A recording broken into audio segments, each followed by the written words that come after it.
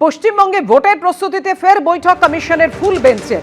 রাজ্যে না এলেও কাল ও পরশু জাতীয় নির্বাচন কমিশনের বৈঠক রয়েছে।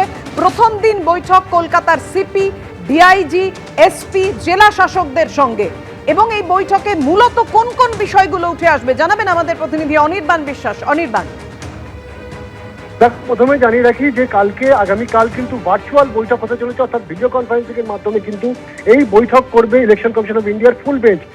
তাদের কিন্তু আমরা জানি যে রাজ্যে আসার কথা ছিল, কিন্তু সেটা পিছিয়ে গেছে কিছুটা, এবং সে কারণে আগামীকাল তারা ভার্চুয়াল বৈঠক করবেন। এবং আগামীকালকে যে বৈঠক সকাল 11টায় কিন্তু ভার্চুয়ালি এই বৈঠক শুরু হবে।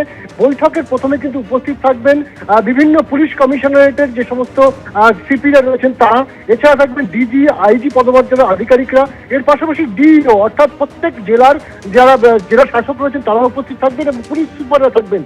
প্রথম দিনের যে বৈঠক, যে ভার্চুয়াল বৈঠক, সেটা কিন্তু মূলত নিরাপত্তা সংক্রান্ত বৈঠক হতে চলেছে। যে ভোট প্রস্তুতিতে এই মুহূর্তে পশ্চিমবঙ্গের প্রতিটি জেলার নিরাপত্তা সংক্রান্ত কি অবস্থায় রয়েছে, কতটা প্রিপেয়ারনেস রয়েছে, অর্থাৎ প্রস্তুতি কতটা রয়েছে রাজ্য প্রশাসনের তরফে, সেই বিষয়গুলো নিয়ে কিন্তু খতিয়ে তারা কিন্তু এই বৈঠক করবেন। আমি কেন বলছি খতিয়ে বৈঠক করবেন, কারণ তাদের প্রথম পর্যায়ে যে ভার্চুয়াল বৈঠক প্রথমে হওয়ার কথা 11টা থেকে 1:30টা পর্যন্ত, তারপর কিছুটা মধ্যাহ্ন ভোজের বিরতি দেবেন, তারপর 2টো থেকে ফের 5টা পর্যন্ত, অর্থাৎ প্রথম দিনেই কিন্তু প্রায় 5.5 ঘন্টার একটা ম্যারাথন ভার্চুয়াল বৈঠক হতে চলেছে।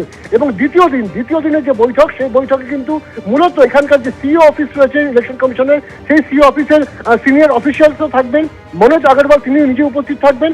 এছাড়া কিন্তু নোডাল অফিসার, যিনি কেন্দ্রীয় বাহিনীর নোডাল অফিসার, তিনি থাকবেন, এবং বিভিন্ন জেলার এসপিরা এবং বিভিন্ন যে আইন শৃঙ্খলা বাহিনীর প্রধানরা রয়েছেন তারা উপস্থিত থাকবেন। মূলত কত দফায় এই পশ্চিমবঙ্গের বিধানসভা নির্বাচন সেটা করা সম্ভব, সেই সংক্রান্ত আলোচনা হতে পারে।